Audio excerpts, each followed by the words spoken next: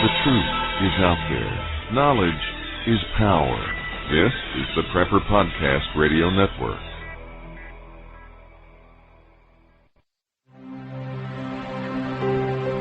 Are you sick and tired of having your First Amendment harassed or censored on Facebook? Use no more, as we now have a new alternative to Facebook. It's called Awareness Act. Awareness Act is a social network designed for patriots, to be used by patriots, and is ran by patriots. Stand up and help in the fight to protect your constitutional rights. Patriots can create pages, blogs, videos, documents, articles, and so much more. We even have a unique news feed system that allows you to share, read, or connect with any patriot on Awareness Act. We are a dedicated tool for patriots to use against the tyranny our Constitution is facing. So if you're tired of having your rights infringed upon, come check us out at www.awarenessact.com. Again, that is www.awarenessact.com, the social network for patriots, not potatoes. Whether you take me for the fool, I know that I can be. Whether you see me eye to eye. Are you storing food? Many preppers are storing food for months and years, but only have enough fuel stored for days or weeks. Stretch your fuel storage by harnessing the power of the sun with a sun oven. Food can be baked, boiled, or steamed at temperatures of 360 to 400 degrees Fahrenheit with the power of the sun. Depending on where you are located, you can use the sun for 50 to 80% of your cooking, allowing you to preserve your fuel storage for rainy days. Sun-baked foods stay moister and have less shrinkage and don't burn. Sun-baked roasts are tastier and more succulent, and sun-baked bread has unparalleled taste and texture. Water can be heated in the sun oven for purification or personal hygiene. For the past 25 years, sun ovens have been proudly made in the U.S. They are durable, have a long life, and come with a 100% satisfaction guarantee. For a discount coupon, email podcast@sunoven.com. That's podcast@sunoven.com. Have you ever wanted to generate your own supply of electrical power, even save money on your electric bill? If so, this is going to be the most important message you will ever hear. Solar power generators are now available. These emergency backup systems provide life-saving electrical power when you need it most. Unlike gas generators, a solar generator runs quietly, emits no fumes, and produces electricity from the sun. It's like having an electric power plant running quietly in your own home. Run sump pumps, shortwave radios, computers, and even keep your food from spoiling. Whether it's hurricanes, ice storms, brownouts, or blackouts, you'll never suffer through painful power outages again. And here's the best news, a remarkable fall truckload sale going on right now that gets you $1,700 in bonuses when you buy a solar generator. To find out why solar generators are the best generators and get $1,700 for doing so, go to falltruckloadsale.com. That's falltruckloadsale.com. Generate your own supply of electricity. Go to falltruckloadsale.com. That's falltruckloadsale.com. This is KPRN-DB, broadcasting worldwide from Southeast Oklahoma, USA, to parts unknown.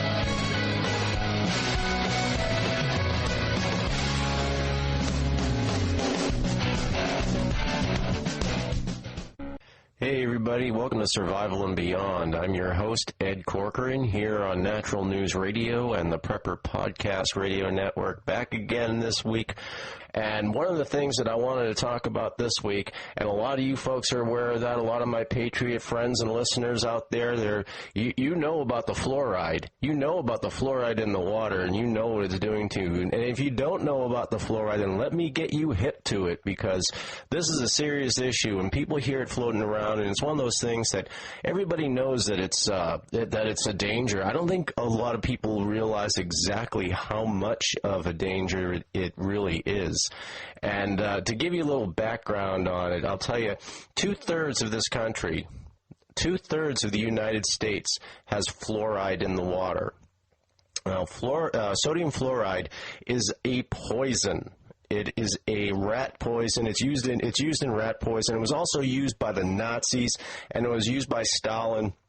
They put sodium fluoride in the water to keep the prisoners in the gulags and the concentration camps. They discovered that it made people docile. It made people compliant. It made people complacent. It allowed them to control the prisoners a lot more easily. And this is something that in the United States, they picked up on that. They got hip to that. In 1940, actually, is when we started fluoridating the water here in the United States. You know, it's always under the guise of being for our own good. It's good for us. It keeps your teeth healthy, right? And personally, I think consuming fluoride in order to keep your teeth healthy is kind of like drinking Head and Shoulders in order to get rid of dandruff. It doesn't make any sense, folks. Yet, we've been brainwashed and we've been brought up to believe, the fluoride in the toothpaste and everything, that, brushing your teeth, and 4 out of 5 dentists agree that, fluoride is good for your teeth and whatnot. And it's absolutely poisonous, and it's a poison on so many different levels, and I'm gonna get to that, but I've got some research that I did about community fluoridation of water. And this is happening in all 50 of the states. There is not one state in the country, and I got this from the National Institute of Dental and Craniofacial Research, and they're still touting fluoride as a beneficial substance. And in fact, on their website, it says that this has been an important factor in the steady decrease in tooth decay rates. Really? Yeah. So hooray for fluoride and hooray for fluoridated water. And they have a chart of all of the states and the percentage of each state that is that has fluoride in the water, and they rank each state, according to how much poison they're giving their residents. And 65.8% of the United States is fluoridating the water. Washington, D.C., no big surprise, 100%. 100% of the water in Washington, D.C. is fluoridated. And I'm not going to go down the whole list, but I'll tell you the top 10 states. And so, folks, if you're living in one of these states, then you got to be aware of this. If you're in Kentucky, is right after Washington, D.C., 99.6% of Kentucky is fluoridated. Illinois, 99.1%. Minnesota, 98.4%. Tennessee, 96.0%. North Dakota, 95.6%. Indiana, 95.5%. I lived in Indiana for a couple of years. Virginia, 93.8%. Maryland, 93.7%. Georgia, 93.0%. West Virginia, 91.5%. The states that have the lowest amount of fluoride in the water, Utah is the very bottom of the list at 2.2%. All right, good for you, Utah. Hawaii, 8.5%. Oregon, 19.4%. New Jersey. So the bottom, if you live in, let's see, the last 1, 2, 3, 4, 5, 6, 7, 8, 9, 10. The bottom 10 states that have the least fluoride are Utah, Hawaii, Oregon, New Jersey, Montana, California, surprisingly, Wyoming, New Hampshire, Louisiana, and Mississippi. So But if you live in those top states that I just mentioned, then you ought to be careful about the tap water. Do not drink the tap water. And more importantly, it's not just the tap water that you have to worry about as well. Now, people say, well, that's okay, I'll drink spring water. Well, spring water, a lot of the stuff that is labeled as spring water is not even spring water. It's municipal water that's simply been filtered. And you have to be careful. You have to be careful when you buy your bottled water. A lot of people assume that if it comes in a bottle, that it must come from a spring or it comes from some natural source, and that is not always the case. And sometimes it's even the water that claims that it's spring water or might have a name like I won't mention any brand names because I don't want to get into a slander issue or any kind of litigious risk, but there are brands that call themselves spring water, and it's actually filtered municipal water. All right, filtration will not remove fluoride from the water. The only way that you can get fluoride out of the water is through reverse osmosis or distillation. And distillation is not recommended for drinking on a regular basis because it's the distillation process removes a lot of the minerals and whatnot, and some people are on the fence about it. I'm on the fence about it as well. I mean, distilled water is pretty much the purest water there is because it's an evaporative process. What you do is you evaporate the water in one container and it condenses in another container. The vapor cools and condenses. So that is the only way that you can get fluoride out because the fluoride does not vaporize and it doesn't get carried through the distillation process, and reverse osmosis is the other way to do it. And I found this out years ago when I moved back to Massachusetts. Unbeknownst to me, I discovered that Massachusetts had been putting fluoride in the water since 1982. And this was a concern for me, and so I went and got myself an ozone generator, and I figured, well, and I had the water filter, I had the activated carbon, the ozone generator, and I thought that'd be cool. I mean, that'll be safe. I can safely drink the tap water. And then I found out that there is nothing that will get the fluoride out of the water. Filtration doesn't do it because the particles are too small, and in order to get it out. So there I was, and I'm like, all right, now what do I got to do? I'll buy bottled water. And then you find out that most of the water is filtrated. You really have to read the label, and some of the bottled water out there is purified through reverse osmosis. And that was the other thing, too. I thought, well, I'll get a reverse osmosis machine or whatever it's called. That is a highly technical, highly specialized, very expensive piece of equipment. If you can afford a reverse osmosis processor, then that's great. Otherwise, you're SOL as far as getting your tap water safe to drink and getting the fluoride out. And so you really have to be careful with the bottled water. Make sure you read the label. Find most of them, all of them. They have to say what the purification process is that they use, and they have to say if it's municipal water, then they have to put that on the label. And they'll also say a lot of the bottled water you'll find is a product of reverse osmosis, so that's safe. Distilled water is safe. Anything else, otherwise, don't drink it. But it's not just the water. Like I was saying, it's not just the water you have to worry about, because what's all the rest of the beverages made of? It's made of water. Pepsi, Coke, soda, that coffee that you get at Starbucks, the beer, juice even. And and that reminds me too, came to the realization a while back that it is really hard to get real juice.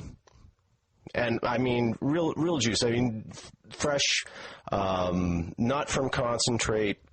Most of the juice that you find out there, well, first of all, beware of anything that calls itself fruit juice. Fruit drink or fruit cocktail. That's not juice.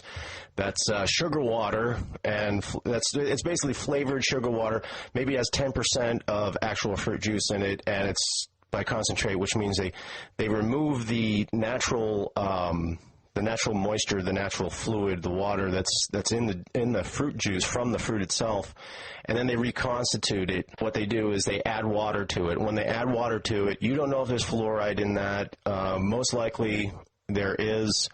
So even juice you have to be wary of. Only drink juice that is not a product. It's not made from juice or fruit concentrate. And and it gets scary when you start thinking about all of the stuff that you take for granted. You think about, like, when I was a kid, and parents would give us. I mean, nobody even was questioning fruit drink or fruit cocktail or whatever. We giving us the bug juice, as they called it. And the little plastic bottles and the flavor ice, and God, I think of all the stuff that we had as kids. The only saving grace with that stuff is, at least back then, was sweetened with real sugar, and it wasn't this high fructose corn syrup viciousness. It is, man. I don't want to go off on too much of a tangent about the high fructose corn syrup, but I do feel compelled to say that's another thing. It hyperactivates your pancreas. It is the leading cause of diabetes. Man, we've got like a 600% increase of diabetes in this country. It's insanity. You can't drink anything. There's more high fructose corn syrup in soda than anything else except for water. That's got to be a clue and a half. But anyway, like I said, I didn't want to get off on too much of a tangent about it, but I believe that there's a lot of people who probably think it's harmless, and they probably don't realize what's going on. And they don't know why there's so much diabetes in this country, and it's a killer, man. You just can't do it, and it is. I believe it is a deliberate plan, and there is actual clinical evidence to back this up. A research chemist named Charles Perkins, was sent by the U.S. government to ascertain the truth on water fluoridation. And this is a direct quote. The German chemists worked out a very ingenious and far-reaching plan of mass control that was submitted to and adapted by the German General Staff. This plan was to control the population of any given area through mass medication of drinking water supplies. In this scheme of mass control, sodium fluoride occupied a prominent place. However, and I want to make this very definite, the real reason behind water fluoridation is not to benefit children's teeth. The real purpose behind water fluoridation is to reduce the resistance of the masses to domination and control and loss of liberty. Repeated doses of infinitesimal amounts of fluoride will in time gradually reduce the individual's power to resist domination by slowly poisoning and narcotizing the area of the brain tissue and make him submissive to the will of those who wish to govern him. I was told of this entire scheme by a German chemist who was an official of the great Farben chemical industries and was prominent in the Nazi movement at the time. I say this with all earnestness and sincerity of a scientist who has spent nearly 20 years researching in chemistry, biochemistry, physiology, and pathology of fluoride. Any person who drinks artificially fluoridated water for a period of 1 year or more will never again be the same person mentally or physically. Fluoride from water in our drinking water, food, and showers enters the bloodstream and has a half-life of over 20 years, causing massive brain damage to unborn fetuses and gradually impairs IQ, as well as depressing cell growth rate. Most of the fluoride accumulates in the pineal gland, which is the second highest organ which receives blood flow in the body. Now this is what I'm getting to about the pineal gland. The pineal gland, for those who may not be aware, is a gland. It's right dead center in the brain, and it produces serotonin and melatonin, and it also produces DMT, which is I'm trying to remember the actual name, the scientific dimethyltryptamine. Now there's a mouthful. DMT. Well, let me put the DMT aside for a second because I don't want to get too far off track. Melatonin is responsible for our sleep cycle. It's what keeps our sleep cycle regular. And serotonin is also involved in the sleep cycle, but it also has to do with depression. Now we have what appears to be in this country an epidemic of clinical depression. Now, I remember 20 years ago, 30 years ago, every now and then you might have heard of somebody who had depression. I was diagnosed as having depression as a kid, probably because all the damn fluoride in the water. And that's what it does. The fluoride, it calcifies on the pineal gland, and it deactivates it, and it hinders the production of serotonin and melatonin, and it just throws off your brain chemistry completely. Now that's just one thing. That's the one thing on the surface about the pineal gland. And oddly enough, what is the most popular pharmaceutical that's prescribed for depression? Is Prozac. The main ingredient in Prozac is sodium fluoride. So basically, you're treating a disease that was caused by sodium fluoride with sodium fluoride. How does that make sense? Does that make sense to you? No, it doesn't make sense to me either. The next time you're watching TV, right, count how many commercials you see for antidepressants. I mean, there's so many freaking antidepressants. You would swear every person in America must have clinical depression. Back in the day, it was a very rare, you heard about it every now and then. A lot of people didn't even take it seriously. It's like, oh, geez, you're depressed. Why don't you just cheer up? It's like, well, I will not disparage people who suffer from clinical depression. It is a real thing.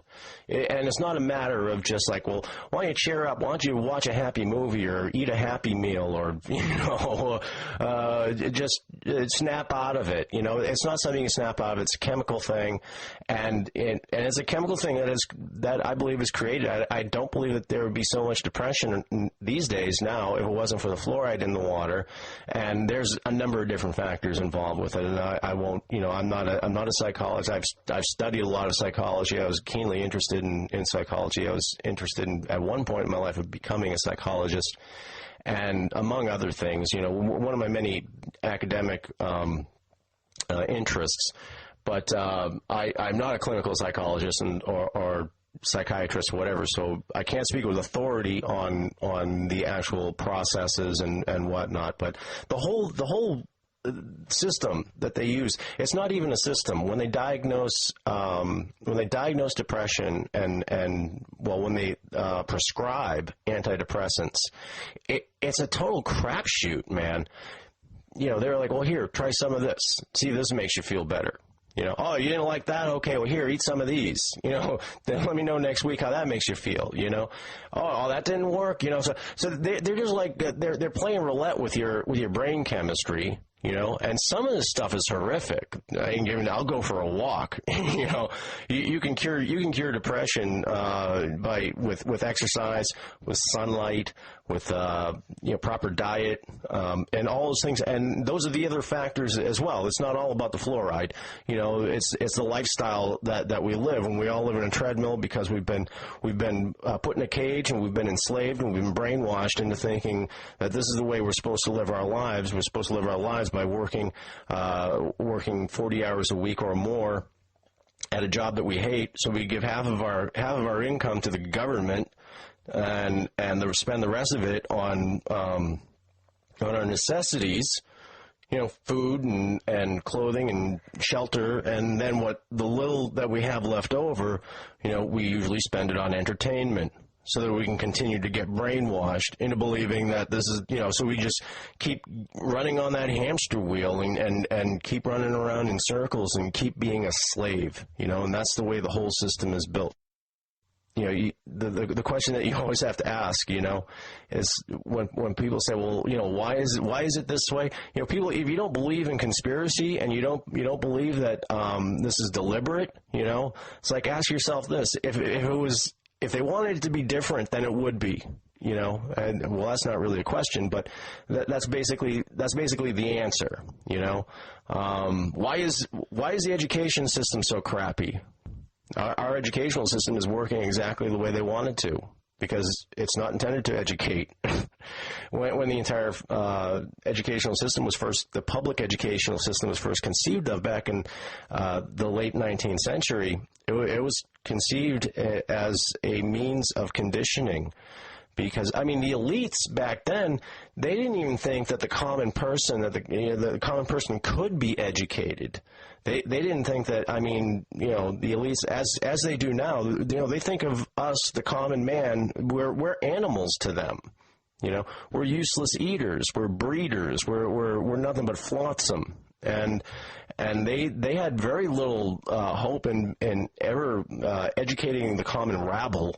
The question that was brought up was, how do we get people who are used to living self-directed lives, you know, farmers, artisans, whatnot, how do we get these people conditioned into a system where they respond to authority, where they live by a rigorous schedule, and basically, you know, get them all ready and conditioned for the workforce. You know, condition them for their slavery. You know, how do you get those people under control? How do you get people who have self-destiny and who are used to running their own lives? How do you get them to think the way we want them to think, and to obey orders, and to do what they're told, and to accept a completely different way of living? You know, you look at our life right now, there is absolutely nothing natural about the average American, or, you know, the average, I don't care what country you're from, it's pretty much the same wherever you go.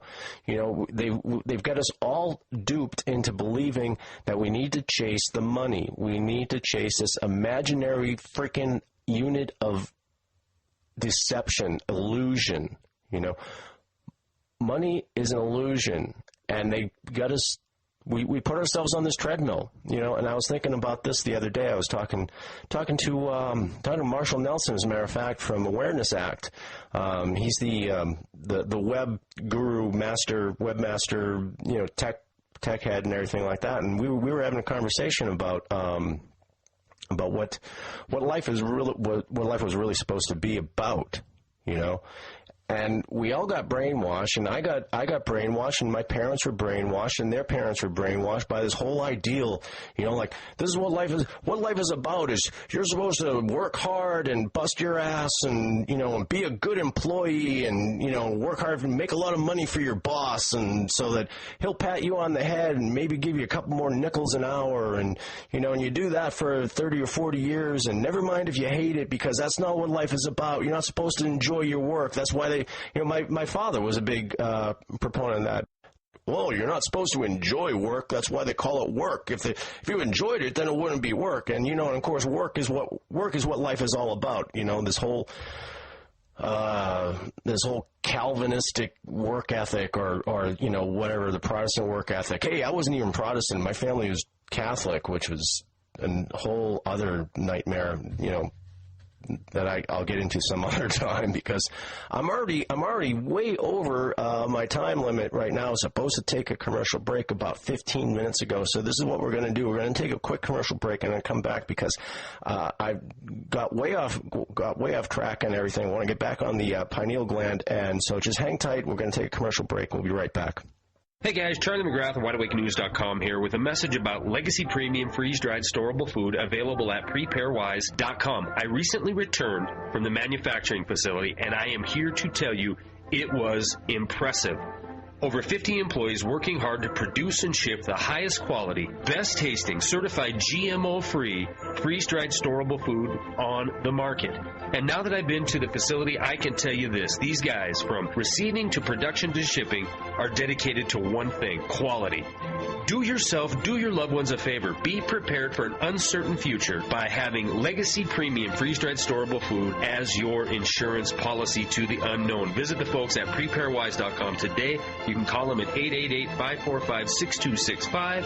That number again, 888-545-6265. Or visit them online at preparewise.com.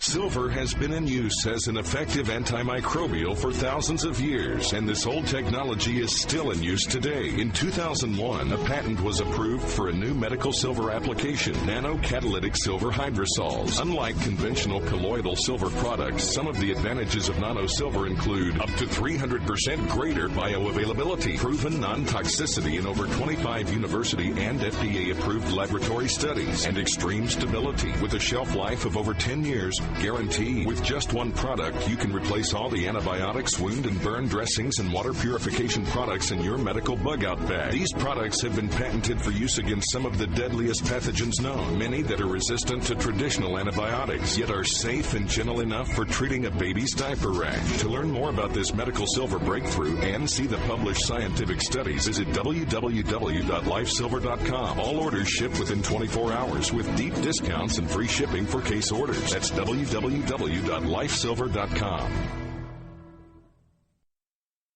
Survival is not about the end of the world. It's not about a hypothetical plane crash or the latest violent storm.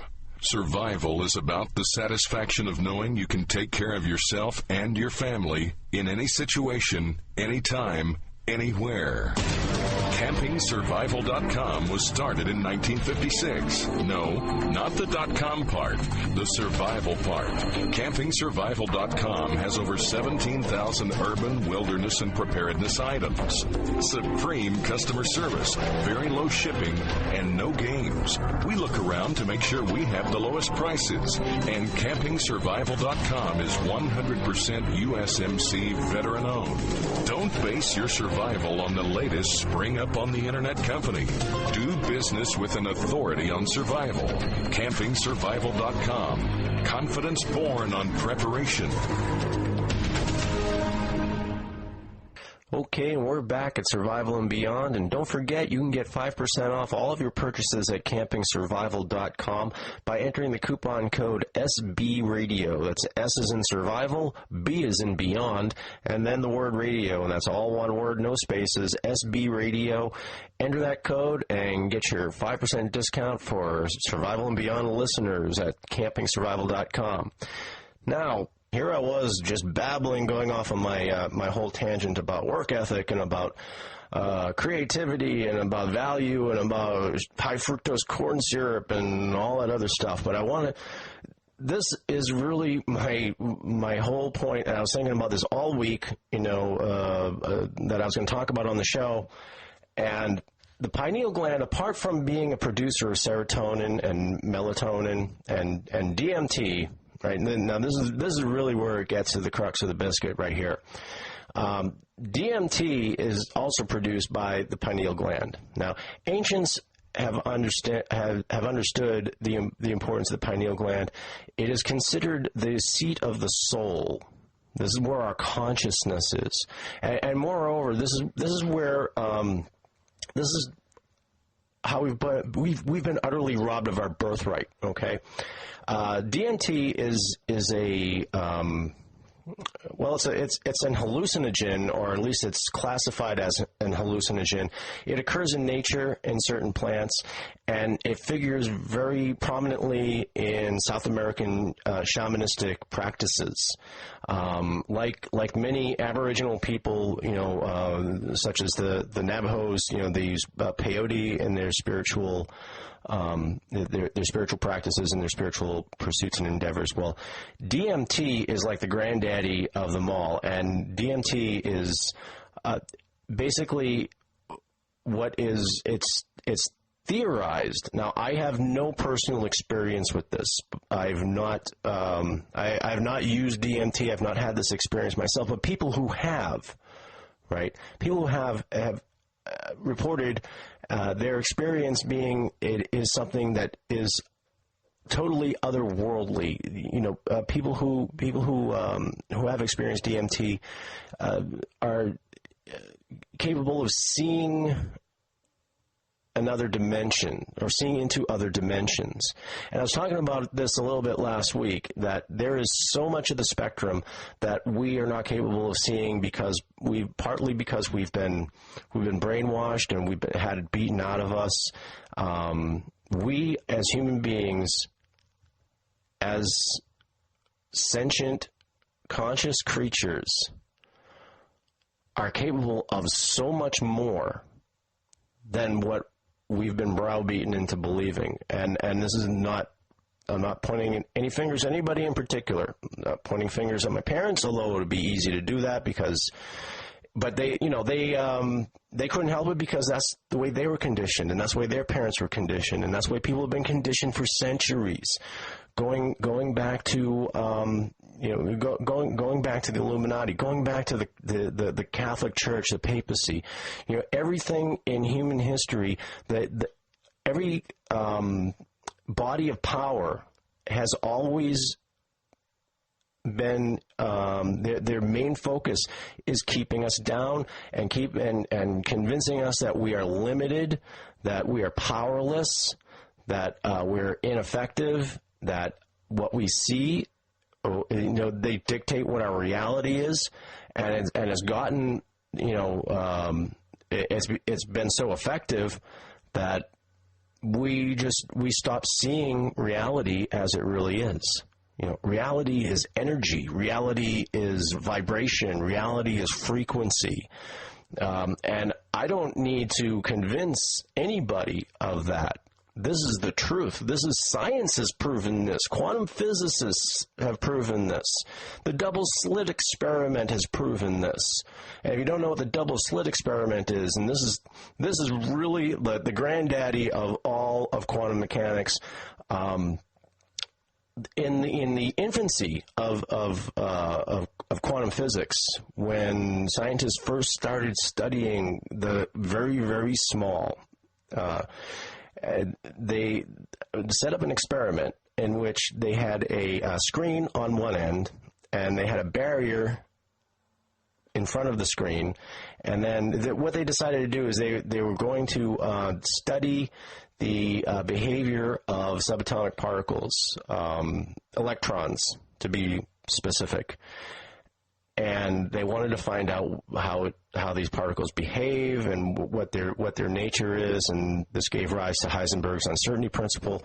But what they did is they shot electrons at a barrier that had two slits in it, and what they predicted the outcome would be was that some of the particles would pass through the slits, and others would be deflected by the barrier where there was no opening. It would just impact with the barrier, and they would register two slits that would mirror, the slits in the barrier, and that's where the particles would pass through. Well, what they found out when they conducted this experiment is that's not what happened at all. What happened was it behaved like a wave.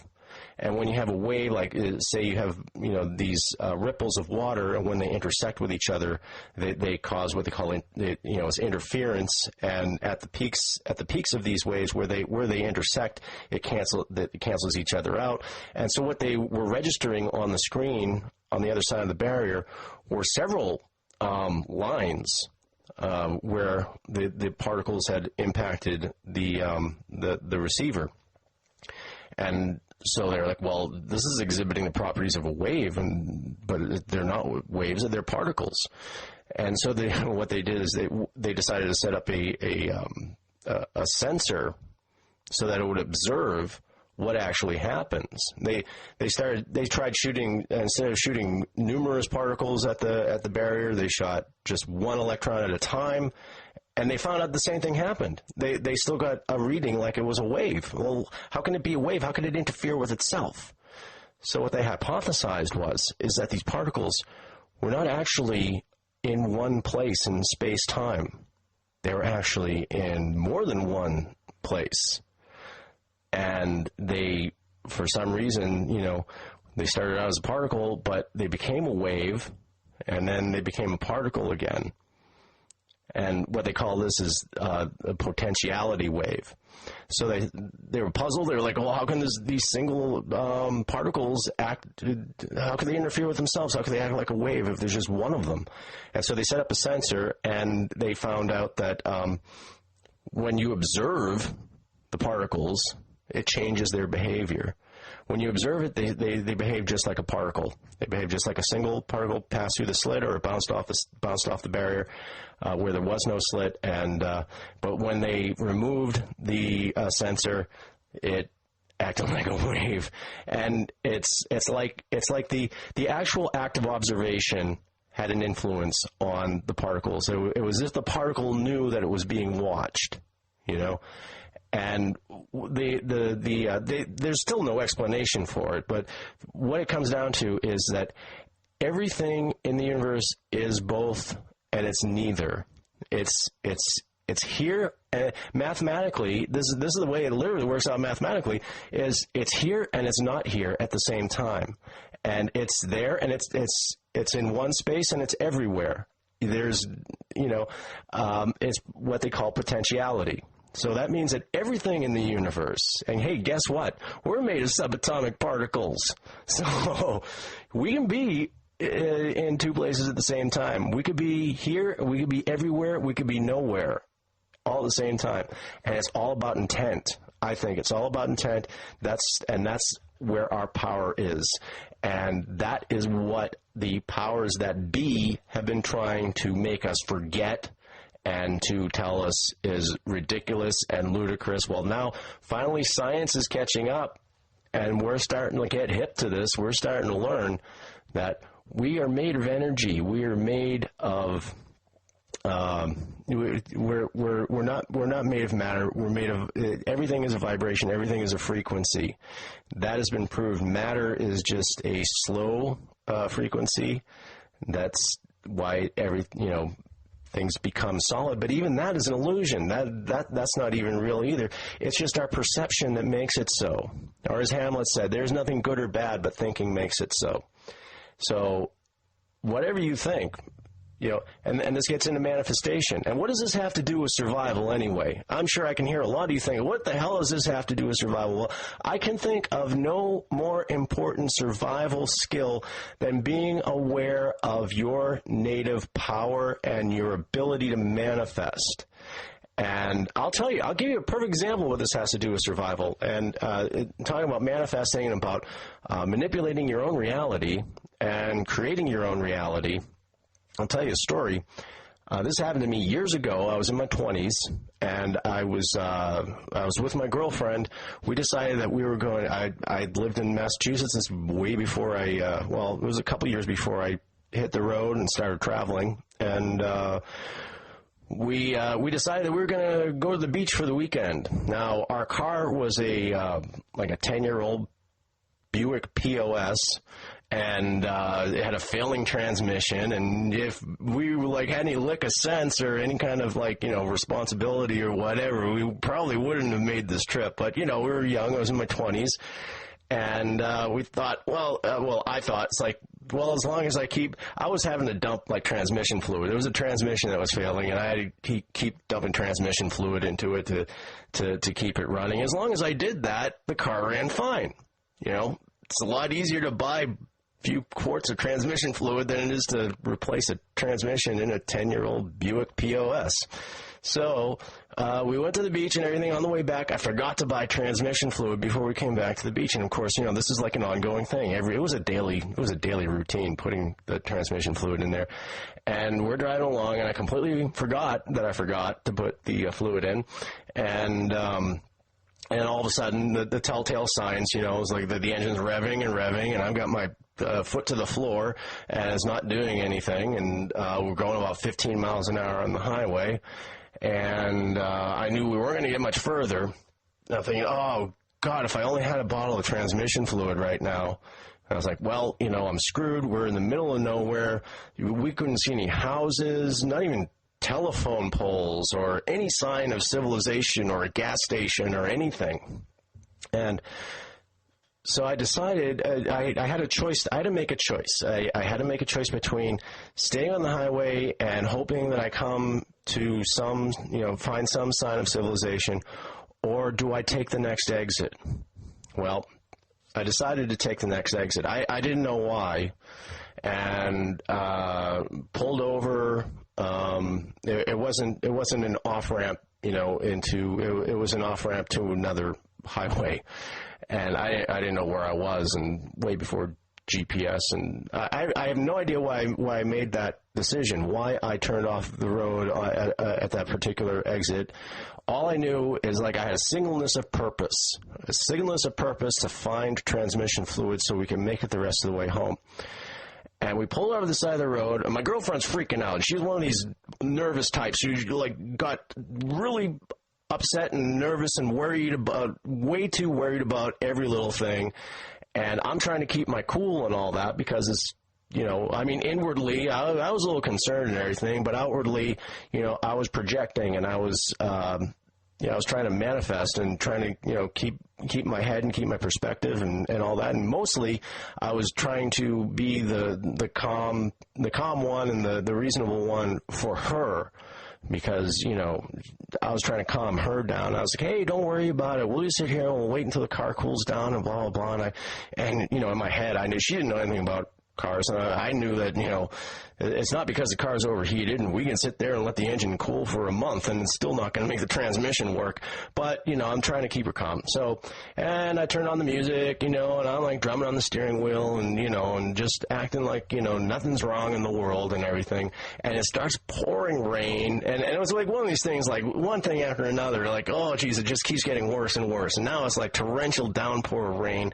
And I'm like, I got to do something. I can't just sit here. And after a while, I got out of the car. She's like, where are you going? I'm like, I don't know. I'm going to go and look around and see if I could see anything, a house or a gas station or something.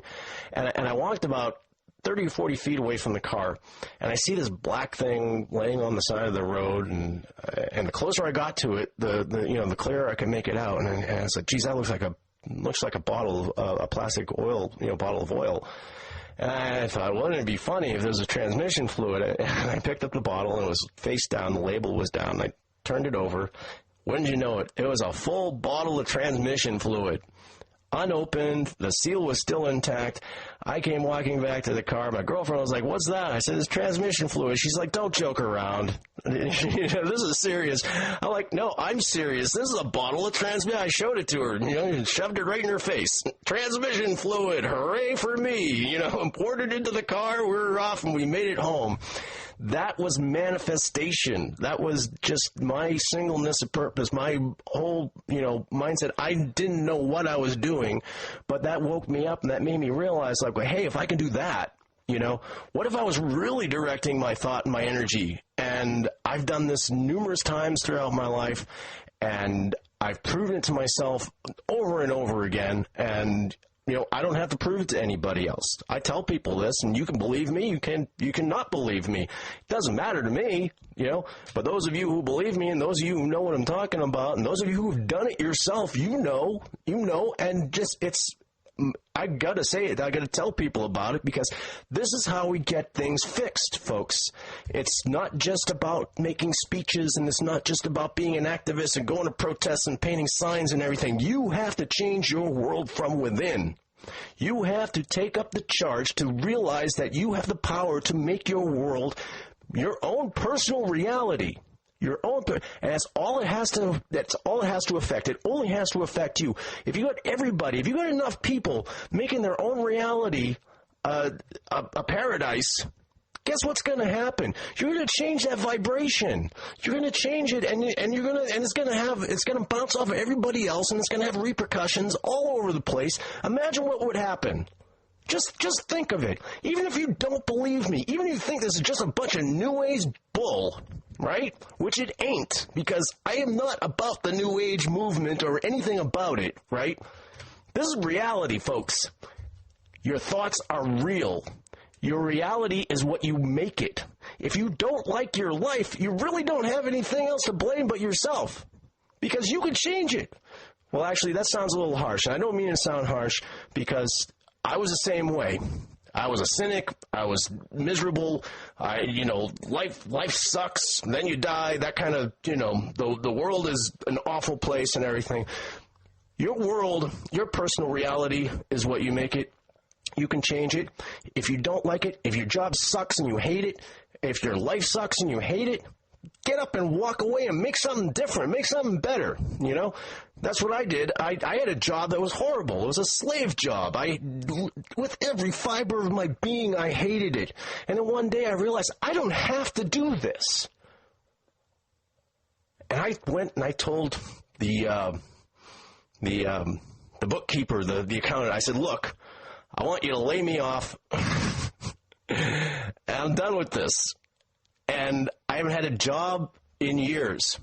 Not, a job, quote, with quotes. I haven't had a job in years. I went and started doing my own thing, and here I am doing an internet radio show, and I'm following my own muse and doing what I want, and everything is just, not everything is perfect. I mean, I don't live a charmed life. I'm not like rolling in prosperity, but then again, the only reason I'm not is because I just haven't gotten to that point of manifestation yet, but it's one step at a time. So, what does it have to do with survival? It has everything to do with survival. You're worried about where you're going to get your food storage. You're worried about your supplies, your preps, your gear, and everything like that. Don't worry about where the money is going to come from, because money is an illusion. What you need to visualize, what you need to manifest is prosperity. Prosperity does not mean money. Prosperity means that you have everything that you need. You have more than everything you need. You have so much of everything you need, you've got enough for somebody else. That is prosperity. So don't visualize yourself, because it's hard to do, and this is the reason people say, well, if this really worked, then, how come you haven't won the lottery, or how come you haven't manifested a winning lottery number or something like that? That's not the way it works. It's not about money, because reality isn't going to respond to an illusion. And that's what money is. Money is an illusion, and you project into the universe, you project into whatever you want to call it, you project into reality that you're trying to manifest an illusion. Well, it's not going to get you anywhere, right? What you have to do is you have to visualize yourself having everything that you need and being happy. And that's another thing too. Is like happiness is more important than wealth. Because wealth will not bring you happiness, and yeah, it's cliche. People have said it before. I know it is, but it's absolutely true. There's a reason why people keep saying it. It's the reason why it became a cliche, is because it's the truth. Is that money is not gonna do that for you, And when I first started getting hip and realizing that spark went off in my head about being able to manifest my own reality, I started trying to manifest money, and it just doesn't work. What I did instead is, instead of asking for money, I asked for happiness. I asked for prosperity. I asked for abundance. Those are kind of things, although they sound vague, or they sound, like it, it's not a hard-edged, concrete, kind of a concept, right? The universe understands happy better than it understands money, because it's a made-up thing, Happiness, however, is universal. Happiness is a frequency. Happiness is an energy. It is, it's a wave, and the universe will respond to that. It's like, hell, you should have said happiness, because that's what, I can deal with happiness. We throw that at you, and everything.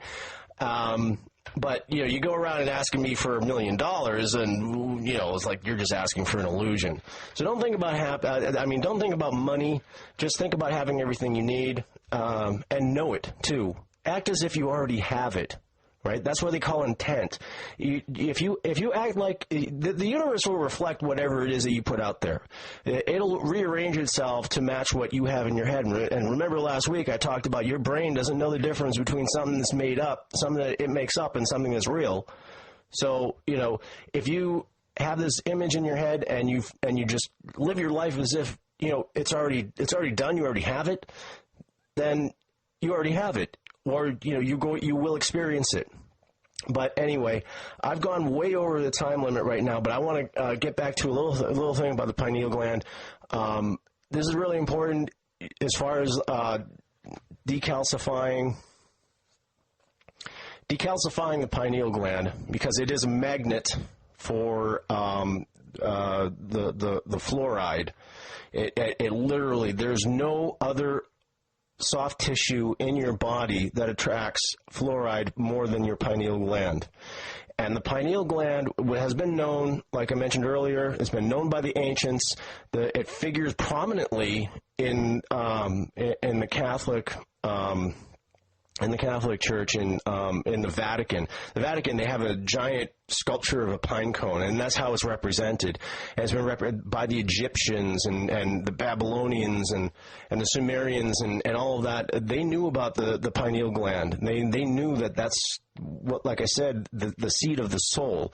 And that is what is commonly referred to in Eastern traditions as the third eye. Okay. Now I want to get you hip about decalcifying and activating your pineal gland. And again, it comes down to frequency. Now, there are certain things that you can take that will help you to decalcify, such as skatefish oil. What else is there? There's a whole lot of natural remedies that you can do, and those things all help. And I'm running short on time, but another thing that's really good and something that's really worked for me is and mercury too. That's another thing that is devastating the pineal gland, which we have a lot of. I mean, vaccines and all that. The fillings in teeth, for crying out sakes. There are dentists who are still filling people's teeth with mercury, just like there are doctors who are still giving you vaccines that are full of mercury, and they act like that, they know that it's not good. They know how toxic it is. But one thing that's worked for me as far as like activating the pineal gland are these frequencies called solfeggio frequencies and binaural beats. Binaural beats are frequencies. They're two frequencies that are offset by between 10 and 30 hertz. And when you need to listen to them with headphones, you need to have one frequency going in one ear and the other frequency in your other ear, one in the left and one in the right. And what happens is that the offset of those two frequencies, it creates a beat. And that's perceived by your brain, and it can't be. Most of the time, it's only like off by 10 hertz. And when you listen to this has a palpable effect on your pineal gland, and as well as the solfeggio frequencies. And there are certain frequency ranges that resonate with certain aspects and energy centers in your body, and like 528 hertz, for example, is called the frequency of love, and they're all. I don't have time to go through the whole list of them. I think I'll go into more detail about it next week, and you can do some research. You can go on YouTube. There's a lot of great videos on YouTube with solfeggio frequencies, and it's great for meditation. And I'm telling you, this absolutely works, and you'll know it's working because the pineal gland is referred to as the third eye, and this is where we get our perception from, and this is where we have our clarity of vision beyond our visual senses. To put it succinctly, without like miring it down in too much mysticism. But it's the third eye, and that's where our intuition, and that's where our true vision and our awareness beyond our physical, dimension or our physical so-called reality comes from. And when you do these exercises and you listen to binaural beats and you listen to the solfeggio frequencies, you will start to feel it. You will literally feel it. You'll feel it in the center of your forehead. You'll feel your pineal gland activating. And if you haven't felt it in your entire life, if you don't know what that feels like, it's very profound. And you will not only will you physically have that sensation, but It's really hard. It's really hard to define. What you'll experience is you'll experience a heightened sense of awareness. You'll experience a heightened intuition. You'll be able to tell the truth when you hear it. You'll be able to see through the lies. It's that's just some of the things that I can express. I mean, this is something that I experienced myself. This is not something I read about. Well, I mean, yeah, I read about it. That's how I learned about it. But I actually did it. I started listening to these frequencies. I started going online and doing the research and figuring out, because learning what the pineal gland is all about and learning about the knowledge that's been suppressed. This is what the church did. This is what the Catholic Church, and this is what I mean when I say that religion is a suppressive force. It's part of what's keeping us down as a species, as a race. And if you're religious, I mean, don't get me wrong, I'm not putting down Christianity. I'm not putting down religion or anything like that. I am putting down Catholicism. So if I have any Catholic listeners out there, I will apologize. But the Vatican is an evil empire, and this has been orchestrated since since the Dark Ages. I mean, the Catholic Church was the reason for the Dark Ages. There would not have been, the Dark Ages without the medieval period, without the Catholic Church. What they did is they suppressed literacy. It was all about control. If it weren't for the Catholic Church, we would probably be a spacefaring people by now. The suppression of literacy, the use of fear in order to keep people compliant. And the reason they didn't want people knowing how to read, like the old joke goes, do you know why Baptists are always quoting Scripture, but you'll never hear a Catholic do that? It's because Catholics are not encouraged to crack a Bible. And I know this because I was raised Catholic. Well, we were Jack Catholics, to be honest. I mean, we went to church on the major holidays, Christmas Eve and Easter Sunday and whatnot. And we weren't like devout practicing Catholics, but I went to catechism. I got kicked out of catechism. I got kicked out of Sunday school because I asked too many questions and I wouldn't take, well, that's a mystery, as an answer. Whenever I asked about the Trinity, what does that mean? Oh, Sister Mary Elephant, God in three persons. Oh, well, that's a mystery. And anyway, without going into all this history about the mystery, I will go into the history about the Catholic Church and the suppression, and it's just an empire. It's not about spirituality.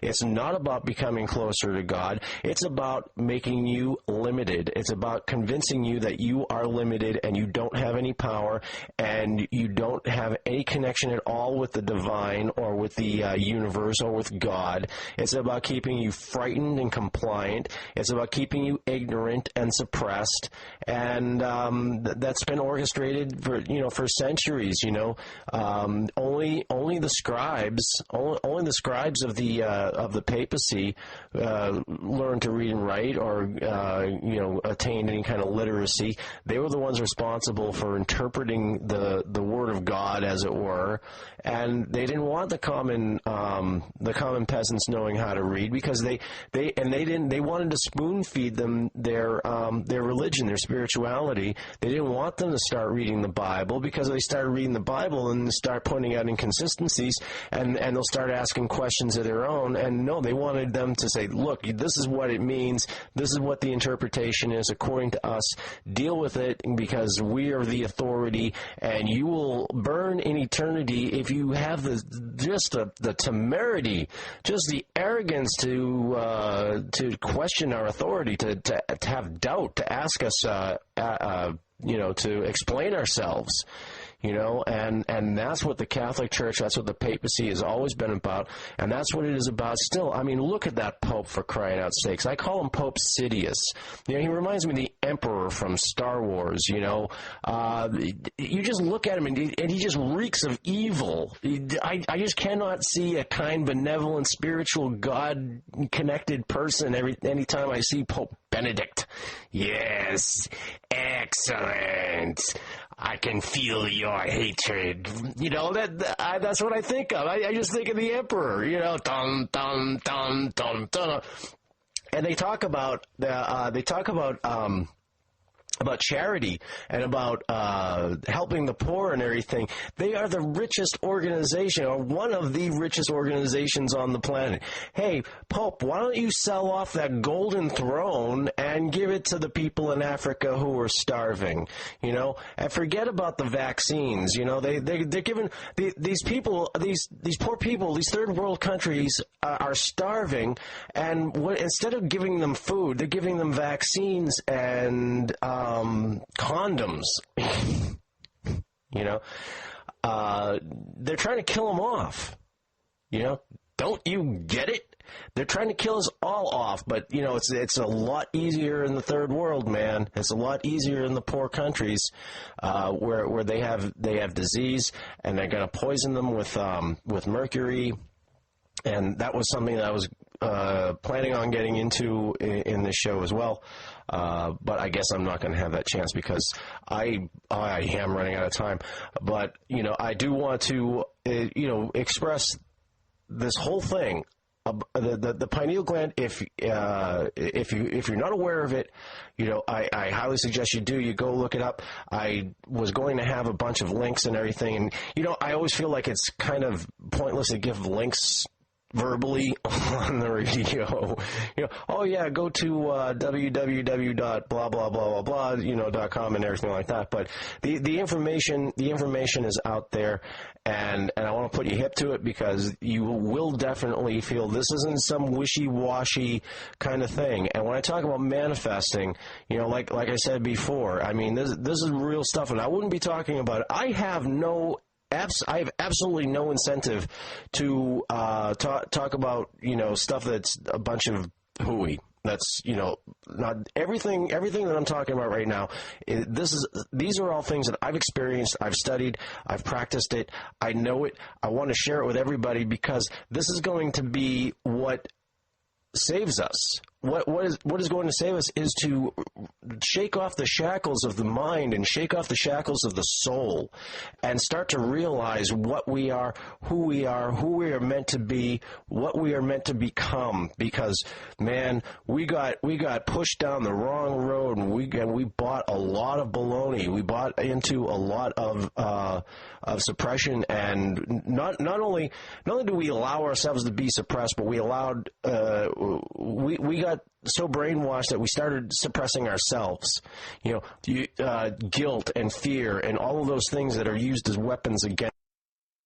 Preparing yourself for an emergency doesn't have to be all about doom and gloom. Getting all worked up about an impending disaster isn't going to better prepare you. It's just going to stress you out. Here at survival-gear.com, we believe your main goal when putting together a survival kit is to not just have the critical items you need in order to stay alive, but the right supplies in sufficient quantity to shield you from the effects of an extended unfortunate event. I like to say that if you have to use your survival kit, it should seem more like an impromptu camping trip rather than a dire emergency. Likewise, if a hurricane, earthquake, or tornado make your home unusable, you want to be able to set up camp and still be relatively comfortable. Even during a survival scenario, staying warm, dry, hydrated, and fed doesn't have to seem like roughing it. At survival-gear.com, our goal is to better prepare you by providing full-fledged survival kits that you can absolutely count on. Visit survival-gear.com and check out our premium line of survival kits. Silver has been in use as an effective antimicrobial for thousands of years, and this old technology is still in use today. In 2001, a patent was approved for a new medical silver application, nanocatalytic silver hydrosols. Unlike conventional colloidal silver products, some of the advantages of nano silver include up to 300% greater bioavailability, proven non-toxicity in over 25 university and FDA-approved laboratory studies, and extreme stability with a shelf life of over 10 years guaranteed. With just one product, you can replace all the antibiotics, wound and burn dressings, and water purification products in your medical bug-out bag. These products have been patented for use against some of the deadliest pathogens known, many that are resistant to traditional antibiotics, yet are safe and gentle enough for treating a baby's diaper rash. To learn more about this medical silver breakthrough and see the published scientific studies, visit www.lifesilver.com. All orders ship within 24 hours with deep discounts and free shipping for case orders. That's www.lifesilver.com. No one knows what the future holds, whether an unexpected natural disaster or a catastrophe of a more personal nature. You never know when you're going to need to call upon your survival skills and supplies. In order to be fully prepared, we at Dan's Depot believe you need two things in order to get through these uncertain times without fear: proven gear and top-notch survival training. DansDepot.com is not just another storefront selling survival gear. Our staff has been studying, practicing, and teaching survival skills for over 4 decades. We use and abuse all the gear we sell. So, when we recommend survival products, you can be assured that it's the highest quality gear available at the best price. But having the best gear means nothing if you don't know how to use it. That's why we have on-site video instructions to help you choose survival products for any situation. Each week, we produce new training videos and articles that inform, challenge, and better prepare you in all areas of survival, first aid, and self-reliance. Come visit us at dansdepot.com and let our team of survival experts help you get prepared with the knowledge and equipment you need to face these uncertain times with confidence. That's DANSDEPOT.com. All right, we're back, ladies and gentlemen. You're listening to Survival and Beyond, and our guest on the show today is actually returning to the show. He's a returning guest, Mr. Gary Yantis, and Gary is a former engineer with top security Q clearance with the U.S. Atomic Energy Commission, and he's also the author of Infinite Dangers, which is a great survival guide, a must-have book addition to your library, and he spends now he devotes all of his time uncovering the truth and exposing the lies and bringing out the information that we don't get from anywhere, really. I mean, obviously not the mainstream media. So I want to have Gary back on the show to tell us about all the new information he's been digging up and all the things that we need to know about and stuff that's coming down pretty soon from what I understand. So, Gary, welcome back to the show. Well, thank you, Ed. I appreciate you having me back on. I always enjoy your show. Yeah, it's always great to have you on. So you have a lot of contacts from your time in the Atomic Energy Commission, and you speak to a lot of people who are in a position to know things that even the people in high-ranking positions don't even know. And I wanted you to tell me some of the more urgent things that you've been uncovering. For example, you've been talking about there's been intensive military movements in the United States, and that military bases are buzzing with activity now. And what's going on? Well, there's some things that all I can do is just say, gee, I've noticed them, but essentially what I try to do, unlike many others, I try to come up with things that no one else is talking about, no one else either knows about or thinks is important, but I think it's important, and I've come up with information that no one else has. So that's where I try to differentiate myself from others. So among the different items that I usually have about 30 or 40 items that I'm kind of watching and seeing what's going on and talking to people, and including people I didn't know who they are. They reached out to me like as long as 2 or 3 decades ago, knowing that I had at one time a top secret security clearance, perhaps somebody I knew way back when, and they very carefully send me information that I'm very careful with it. I never endanger the security of the United States. But they send me information about what's going on and things like that, and usually it's not that important, but once in a while it is. I slipped in one item that I sent you a quick list of different items I'm thinking about, and I slipped in one just at the last minute that I've been reading an article and I think it's very important. I think it's London Science. Oh goodness! It's a university over there that's the end-all, be-all of measuring things, including world temperatures. And for instance, last year they were making a big deal about the world temperatures over the last 14 years had increased by like 0.7 degrees, and they extrapolated that out so that the world temperature was going to go up like 7 degrees centigrade by the year 2100. Well, now they just released it, but it didn't hit the front page. It wasn't in any newspaper. It'll take you a while to find it. The temperature thus far this year, and we're coming up on the end of the year, is down enough that we're below the normal, and because of that, it shows that by the year 2100, we're going to be down about 3 or 4 degrees centigrade. So the people that are, gung-ho on worldwide or global warming, I'm sorry, but that just isn't there. But that brings me into the primary topic of, they say liars figures lie. Well, I believe in coming up with the absolute truth and demographics of the world. So many people have said, we're going to end up with 20 billion people in the world. We have got to cut back on the birth rate and so on and so forth. Well, if you look at the major countries of the world, Japan, United States, Canada, so on and so forth, Italy, all of the countries that are relatively wealthy, many of them are below replacement rate. Italy is, Japan is way, way down, as everyone knows. And because of that, they've come up with a study that you look at it 6 ways to Sunday, and it does show by the year 2050 the world population by 2050 will be about 9 billion people, up from 7 billion right now. But then, assuming the world continues to become richer, and that's mainly it, in the 100 years ago, people had to have 10 kids because you didn't have crackers and stuff. But now, people are only having 1 or 2 kids, or no kids at all, and so forth. And only in certain very poor countries in Africa are they still having 3 or 4 or 5 kids.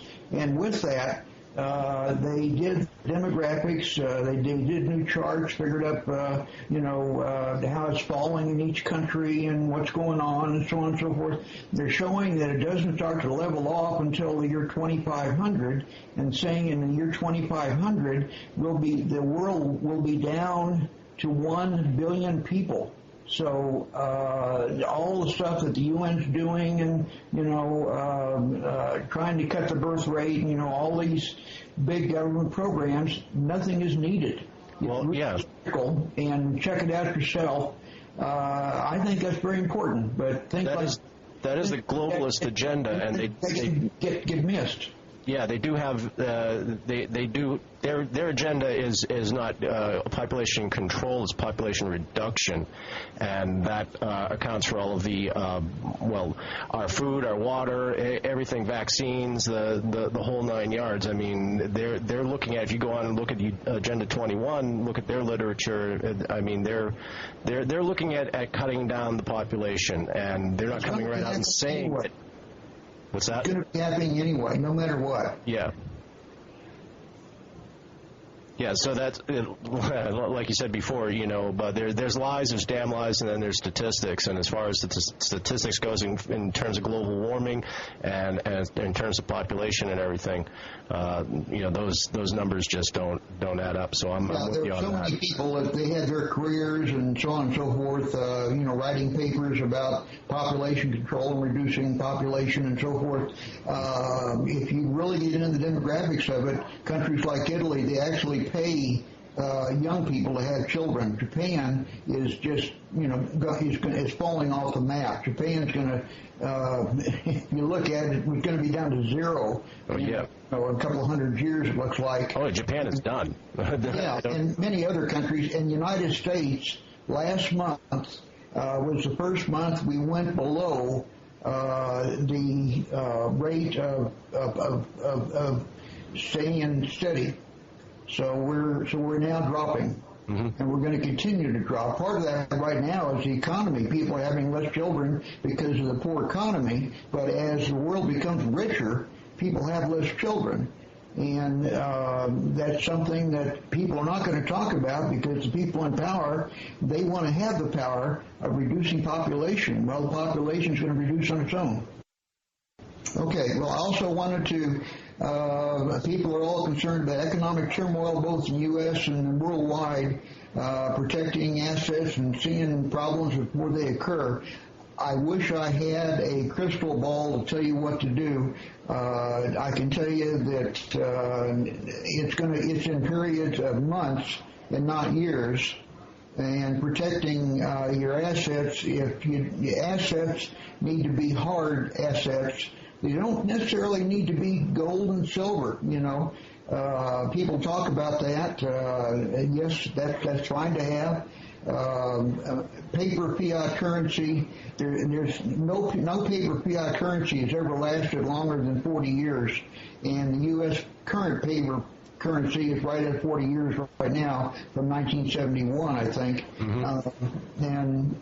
So there are many assets you can have, from farmland to, like for instance, in bartering things, in survival products, from a website of Chinese products. I've got like a couple of gross hammers and tools and rope and so on and so forth that in a bartering mode are worth money, things that people need. So if you want to protect yourself, it doesn't have to be in cash.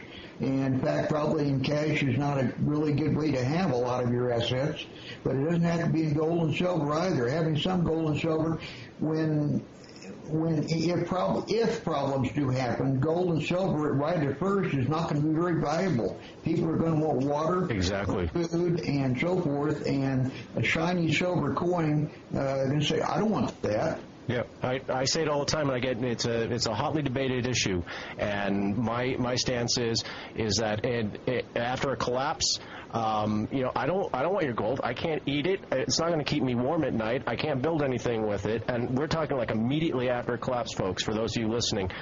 Sure, after a while, once we get it back on our feet and everything again, then maybe gold and silver will be a tradable commodity. But right away, people are going to need the stuff that they need. They're going to want the things that they need to survive, and that's food, building materials, even skills are a valuable barter item when somebody needs something done that they can't do themselves. So. Yeah, again, I'm right along with you there, Gary. Absolutely, and in fact, I tell people right at first, if it does happen, the reason you have gold and silver now, people have asked me, well, why do I need it? Why don't I just wait and I'll be able to buy silver for like $1 an ounce, and stuff. Well, but you don't know that for sure. You probably will, and right after, if something happens, people that thought, gee, I've got 1,000 American silver eagles and a gun, and that's all I need. And I've had people tell me that. They're going to be in a world of hurts, and they're going to be selling their silver at very low prices, or bartering it for other things, water, food, so forth. That's when to get silver and gold at prices that you're not seeing now and you'll never see. Right. You know, a friend of mine, the founder of the Prepper Podcast Radio Network, our sister network, said that he feels that lead would be more of a precious metal than gold and silver because at least you can make bullets from lead, and that's something he would rather trade in that than gold and silver. That's very true. Yeah, I suppose so. I think there's probably, with all the ammunition that's been cast over the last few years, I don't think there's a lack of it. Right. Well, the DHS is buying up an awful lot. Yeah, they are, and that's a big question mark of why, especially hollow point bullets. That is very worrisome to me, and that's something that, many things I've got theories, and I've got guesstimates that I don't make public about things. Why hollow point bullets? I don't even have a guess on that. So, but a hollow point bullet is not what you use. They're saying, well, it's for target practice. A hollow point bullet is 6 times the price as a regular bullet. So you don't buy a hollow point bullet for target practice. No, absolutely not. That's a ludicrous assertion on the DHS. And also, they're arming agencies that really have no business. I mean, why do NOAA agents need to be armed? Why is the National, Oceanic and Atmospheric? Why do they need firepower? Well, a small amount. The NRA did go to DHS and several other agencies, and they did get answers. And some of them, including like the Weather Bureau, they do have people that go out into areas that are dangerous, that to check the weather and so on and so forth. And I could see that, but some of the quantities you talked about, no, I couldn't see that. Sure, they're talking about like arming their agents with 200 rounds and whatnot, and it keeps getting. I mean, it's not just ammunition; it's explosives, plastic explosives, military-grade explosives, and also conversely, and very bizarrely, they're also ordering ammonium nitrate, which is a poor man's explosive, and they're buying in quantities and they claim that they're using it to train their bomb sniffing dogs. Well, you don't need several tons of explosives to train your dogs. I'm sorry. Yeah, and it took them 2 weeks to get that excuse put together. They had about 6 excuses before they finally all worked on the same one, saying, "Well, it's for our dogs." They had one after another until they finally came up with that one. Right. So what? One also mentioned, well, they want to just keep on going. Okay. A possible World War III, is that coming? Yeah. Oh, yeah. Boy, there's there are more, call them ticking time bombs than we've ever had before. Of all of the different scenarios that I see that could set off a World War III, the one entity that is in the middle of every scenario that I see is the country of Iran. And that's really strange because Iran, the last time Iran invaded another country was the year 1798. You have to look into their how they are as a people. They tend to be very belligerent in their speech and so forth, and scream and yell at each other, and that's just the way they are. So when they say they're going to turn Iran and are they going to turn Israel into dust and so forth, that's just how they talk. But when does it come that something actually happens? Well, Iran, it seems to be the center of all the scenarios, and it may actually be something that will occur. I've said since 2009 there's going to be no election this year that we've seen our last election. I still believe that. I think we're within a couple of weeks of seeing something. I keep hearing from people, from some of my contacts, which, by the way, I'm hearing from very few of them now. They've just gone away. October 18th and the third week in October. So just keep that in your calendar. You're expecting a false flag event or some kind of October. Something like that. That's right. Yeah. Yeah, I reported on my website about it, and I've been feeling the same way myself. I didn't make this prediction as far back as you did, but around the beginning of the year, beginning of 2012, I started seeing more and more that gave me the feeling that there's not either, and also you look at all the executive orders, under NDAA, Obama has given himself the power to suspend the election if he feels that it's necessary. And, when that happened, that was like a click that went off my head. It's like, all right, we're probably not going to see an election. It's probably going to be some kind of false flag event, and it's going to give the perfect excuse for Obama to assume dictatorial powers, which is this just unending stream of executive orders that have been coming out of the White House has been indicating all along. Many of them are secret. I don't know if you knew that or not, but you can make an executive order that he can make it secret that no one, unless you got a security clearance, you're not allowed to know what it is. Right. I also wrote down rampant fraud and criminal activity at the highest levels in many governments. It has totally gone berserk. Maybe it's always gone on and they're digging more into it. No, I think it's because governments are controlling more and more of our lives, more and more of the money. Now they've learned that they can just print money to infinity. Fraud and criminal activity in not just our government, but almost all governments. The people in those positions, they're more apt to be involved in some criminal activity than not. It used to be a very small percentage. Now, if somebody told me 60% of all the people involved in a position where they can pull some money out for themselves are doing it, I'd say, yeah, I could believe that. That's just absolutely shocking. And in fact, it leads me up to the next thing, Fukushima. Which I talked about quite a bit the last time that we got together. And there is a lot more news coming out that is total news blackout, especially in the United States. Right. It's Fukushima. It was mostly a result of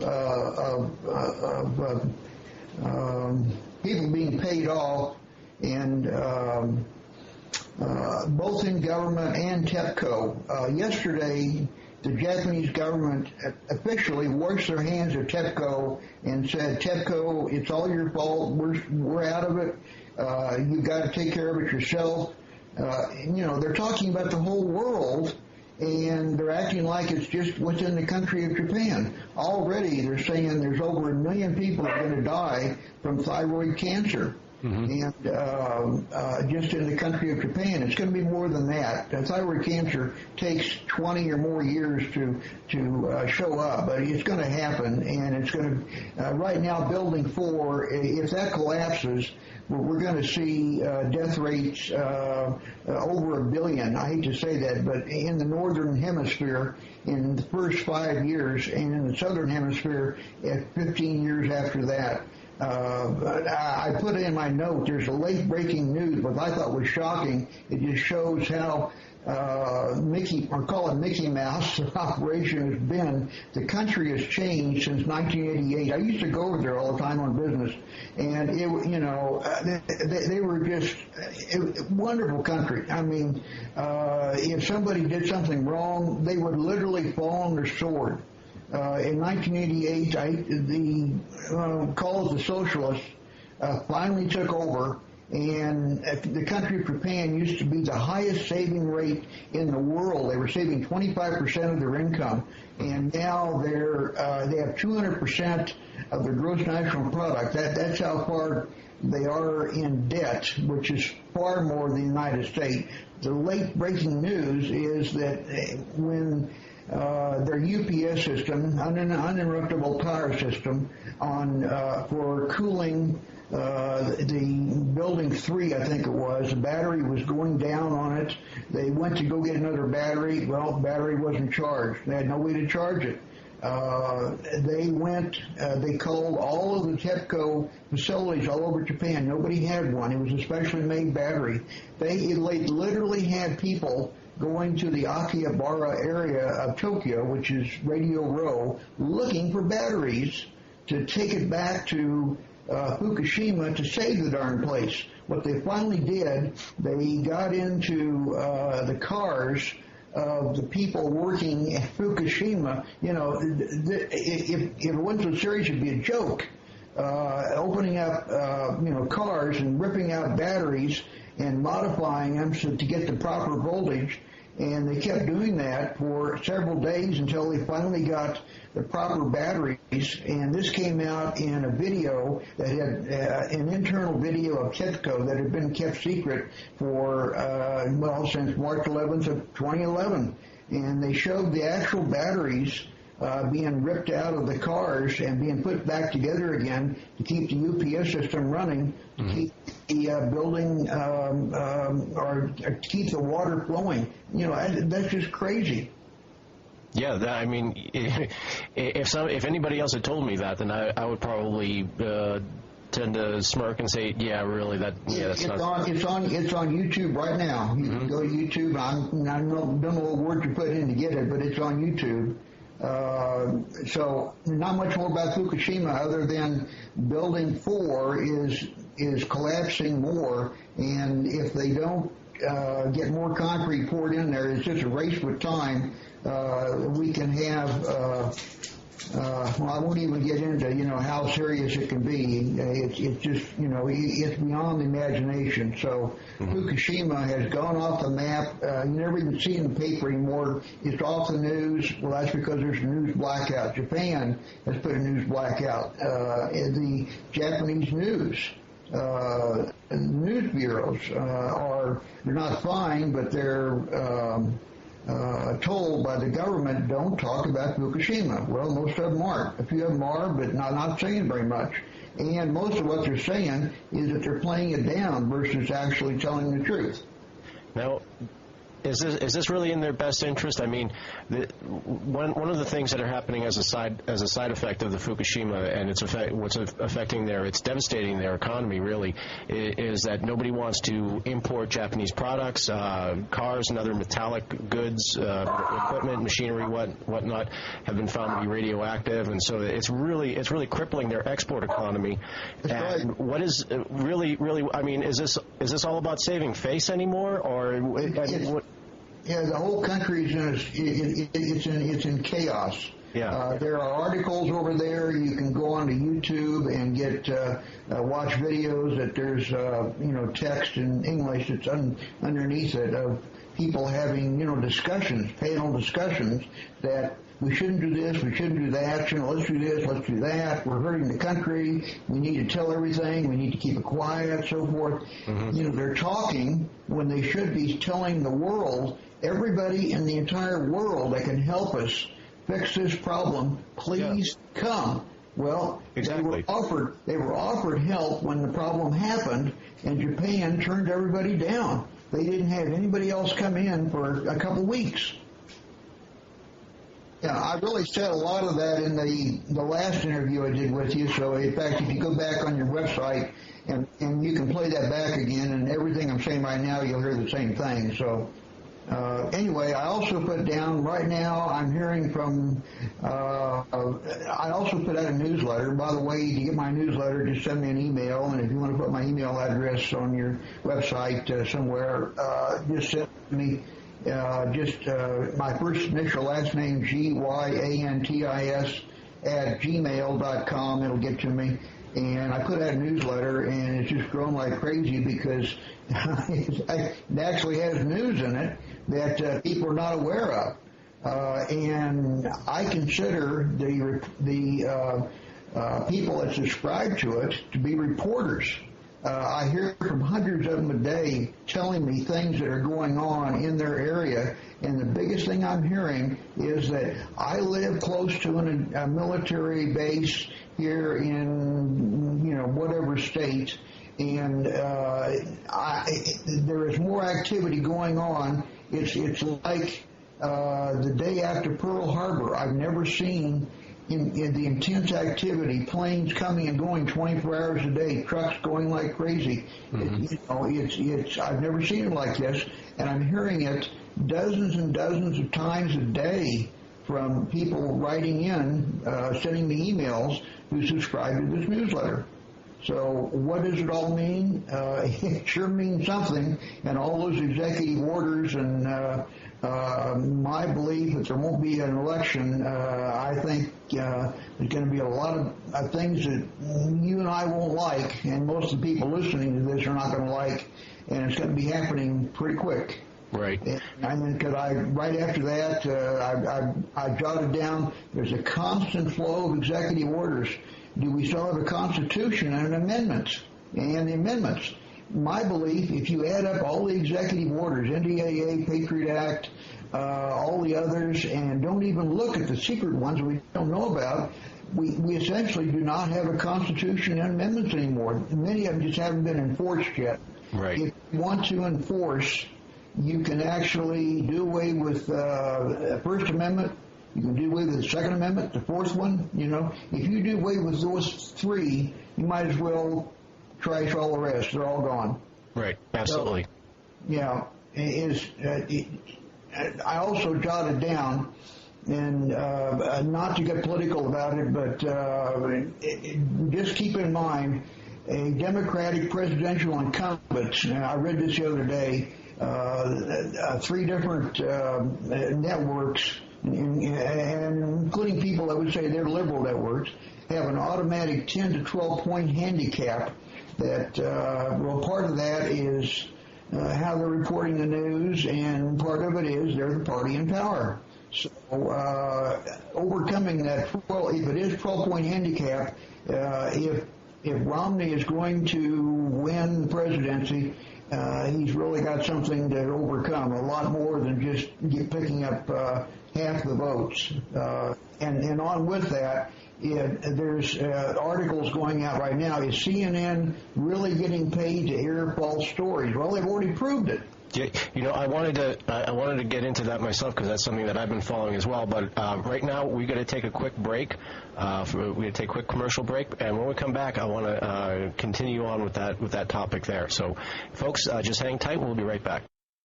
Hey guys, Charlie McGrath of WideAwakeNews.com here with a message about Legacy Premium Freeze-Dried Storable Food available at PrepareWise.com. I recently returned from the manufacturing facility, and I am here to tell you it was impressive. Over 50 employees working hard to produce and ship the highest quality, best tasting, certified GMO-free, freeze-dried storable food on the market. And now that I've been to the facility, I can tell you this. These guys, from receiving to production to shipping, are dedicated to one thing: quality. Do yourself, do your loved ones a favor. Be prepared for an uncertain future by having Legacy Premium Freeze-Dried Storable Food as your insurance policy to the unknown. Visit the folks at PrepareWise.com today. You can call them at 888-545-6265. That number again, 888-545-6265. Or visit them online at PrepareWise.com. Silver has been in use as an effective antimicrobial for thousands of years, and this old technology is still in use today. In 2001, a patent was approved for a new medical silver application, nanocatalytic silver hydrosols. Unlike conventional colloidal silver products, some of the advantages of nano silver include up to 300% greater bioavailability, proven non-toxicity in over 25 university and FDA-approved laboratory studies, and extreme stability with a shelf life of over 10 years, guaranteed. With just one product, you can replace all the antibiotics, wound and burn dressings, and water purification products in your medical bug-out bag. These products have been patented for use against some of the deadliest pathogens known, many that are resistant to traditional antibiotics, yet are safe and gentle enough for treating a baby's diaper rash. To learn more about this medical silver breakthrough and see the published scientific studies, visit www.lifesilver.com. All orders ship within 24 hours with deep discounts and free shipping for case orders. That's www.lifesilver.com.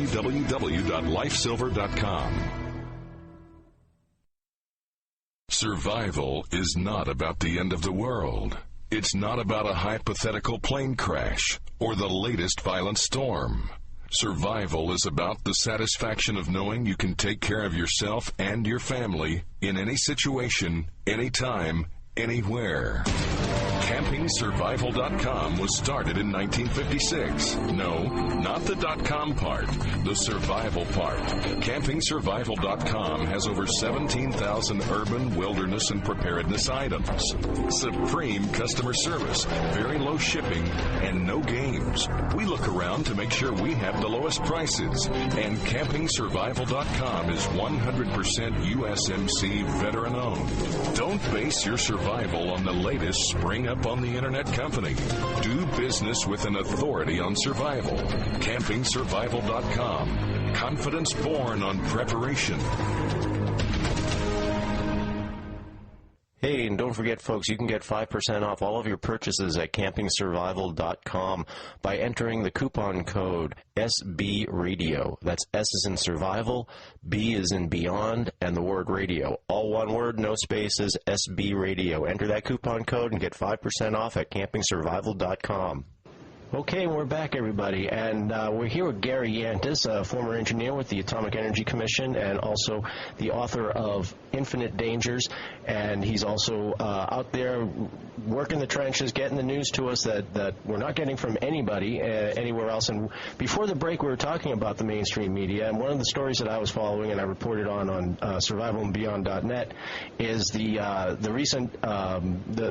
recent discovery, or I should say the Amber Lyon, the former journalist for CNN, has blown the whistle and revealed that the CNN actually gets paid to either suppress the news or to report false news, and we all know the mainstream media is lying and slanting and everything like that. And I wanted to hear your take on all of that.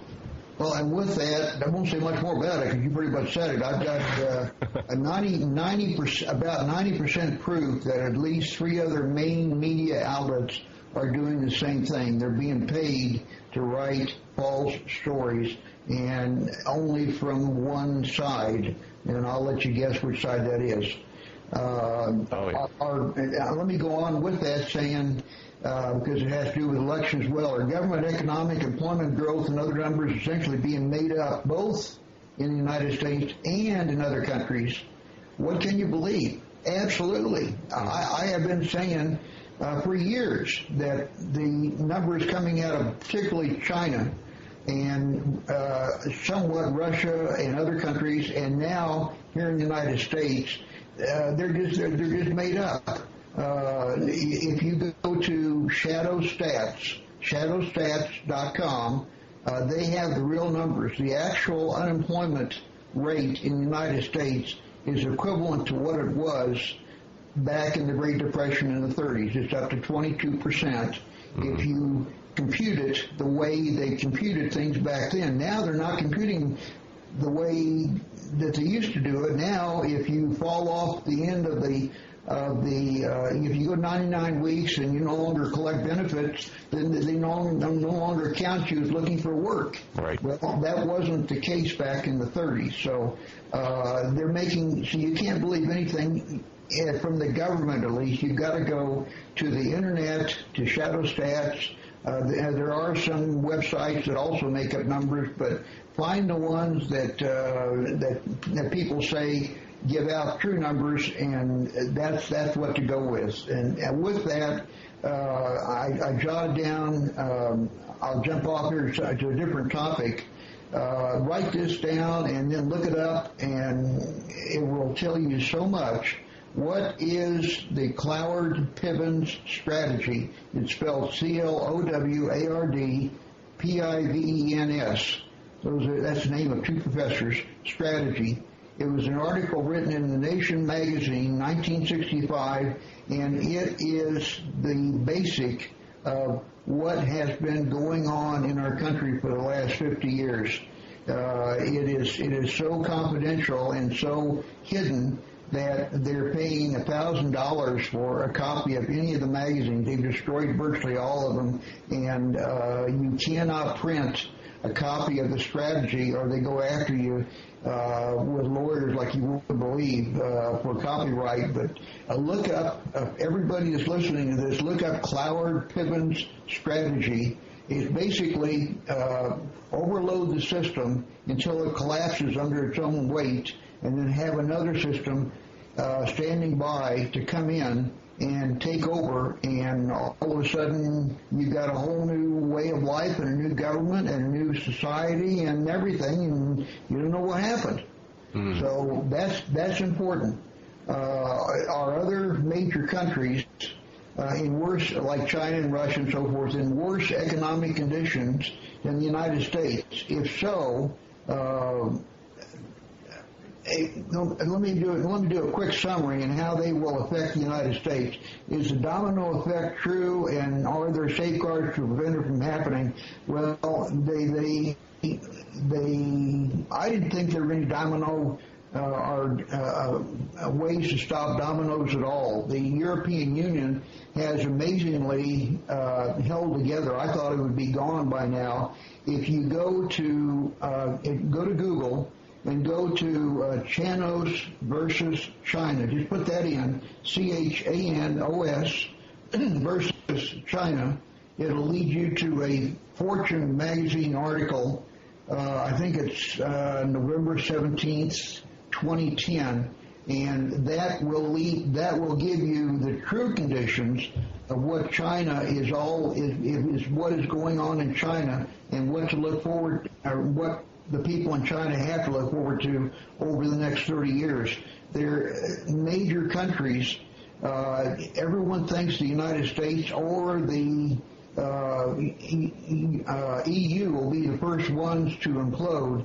That's not necessarily so. It could be China. And right now, things that are going on in China that do not make the media news, I can very well see China being the first domino to fall. And when the dominoes do start to fall, there's only so much you can do to stop it.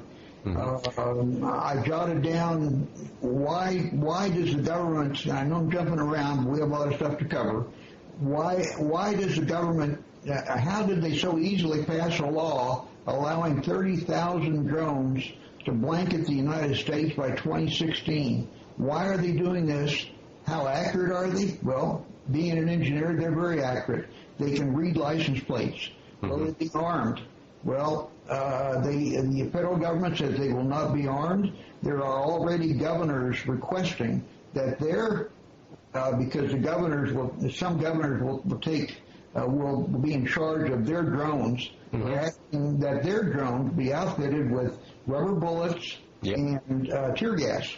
And I've heard shotgun tasers as well. I had not heard that. Police departments are salivating over the prospect of using drones and arming them with what they refer to as less than lethal armaments. But there's a very very fine line between less than lethal and lethal. Once you get that step, once you get to that point, it's only how much further is it to go?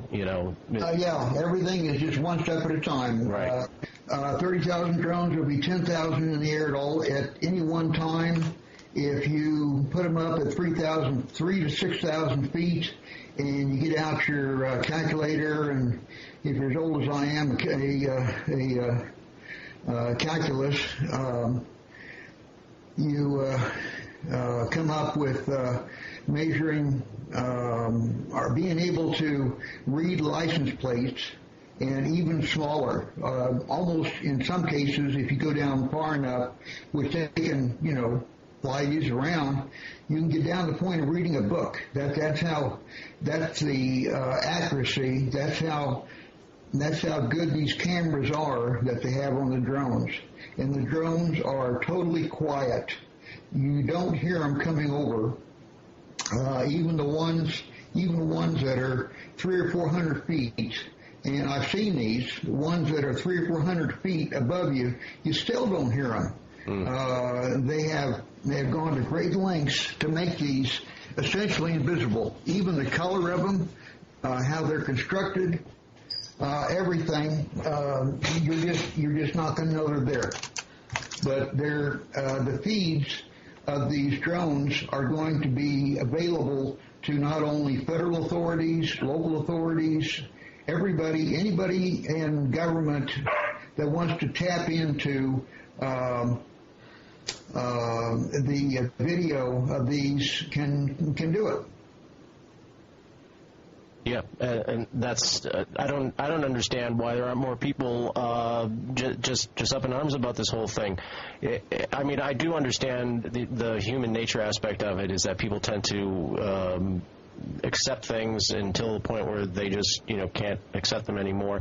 And I do have a theory to get back to the whole thing about the election. And I think there's one or two things that could happen. Either one, we don't have an election, or two, if Obama is reelected, then it's not going to be too long before there's going to be a lot of civil unrest.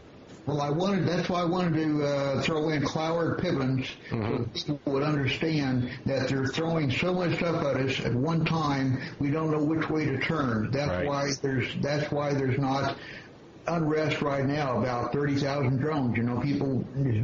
Most people don't even know that. They're just throwing so much stuff at us at one time. Mm-hmm. And you mentioned something about 10% of the population following natural law. Yeah, there's a website, I'm trying to think what the exact website is. It has to do with natural law, that God-given rights to just be left alone. And there's about 10% of the population, that's what I read, that says that. There's a fellow by the name of Larken Rose, Larken Rose, that has several books out. One is The Iron Web, which is an amazing book. And if you thought you were a conservative, a very, very conservative person, you're nothing like Larken Rose. I strongly encourage people to look up his videos on YouTube. He's got like 29 of them. He has served time in prison with no charges. He was put in and just held for a year with no charges. Mm-hmm.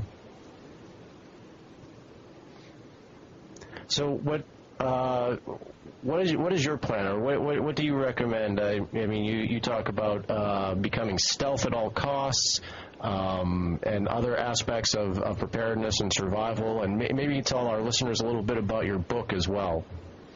The book can be obtained at www.infinitedangers.com, and the reason I wrote it was not to make money.